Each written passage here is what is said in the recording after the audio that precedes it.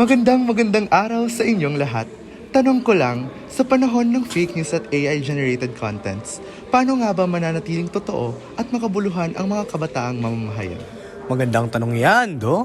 At magandang araw din sa lahat ng mga tagapakinig. Ako si Re. At ako naman si Do. Welcome sa Tinig Laya, Boses ng Bayan, Tinig ng Kalayaan. Live mula sa Leyte National High School para sa Division Schools Press Conference 2026. Ngayong taon, dala natin ang temang Empowering Young Journalists in the Digital Age, Promoting Balanced Media Through Critical Thinking and Ethical AI Use.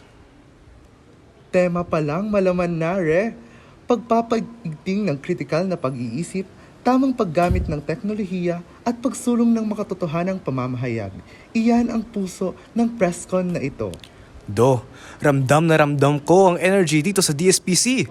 Lahat abala, may nagsusulat, may nag-edit at nagpa-practice ng broadcasting. Parang mini newsroom. Oo nga, pero higit pa sa kompetisyon, ito ay karanasan. Dito mo matututunan ang teamwork, disiplina at ang tunay na halaga ng komunikasyon. Sabi nga ng isa sa mga kalahok, hindi lang ako natutong magsulat, natuto rin akong makinig sa kwento ng iba at sa sarili kong boses bilang mamahayag. Nakaka-inspire talaga dahil sa bawat kwento na ating sinusulat, may kapangyarihan tayong magmulat, magturo at magbago. Pero, Do, iba na rin talaga ang mundo ngayon sa journalism.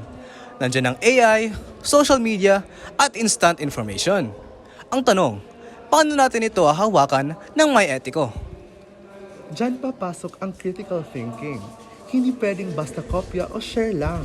Dapat marunong tayong magsuri saan nanggaling ang impormasyon o kung totoo ba ito o kung ethical ba ang paggamit ng mga AI tools na ito. Tama! Ang AI ay parang ballpen. Makapangyarihan kung gagamitin ng tama, pero delikado kung abusuhin. At huwag nating kalimutan, kahit gaano pa ka-advance ang teknolohiya, ang puso ng pamamahayag ay tao pa rin. May nakausap akong advisor kanina mula sa Leyte National High School. Sabi niya, ang kabataang mamahayag ay pag-asa ng katotohanan. Sa mundo ng AI, tanging taong may puso at prinsipyo ang tunay na makapaglaganap ng balanse at makataong media.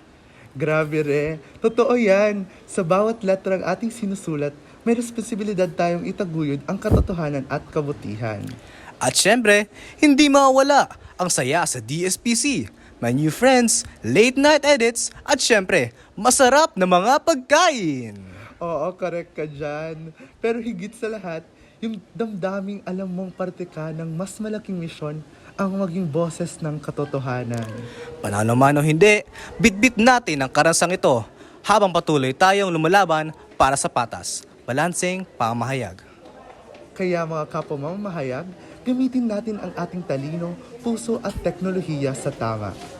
Maging ilaw tayo sa gitna ng dilim ng misinformation. Dahil tayo ang nagsisilbing boses ng bayan at tinig ng kalayaan. Ako si Do. At ako si Re, para sa Tinig Laya, mula sa Division Schools Press Conference 2026 dito sa Leyte National High School. Maraming salamat at mabuhay ang mga estudyanteng mamahayag.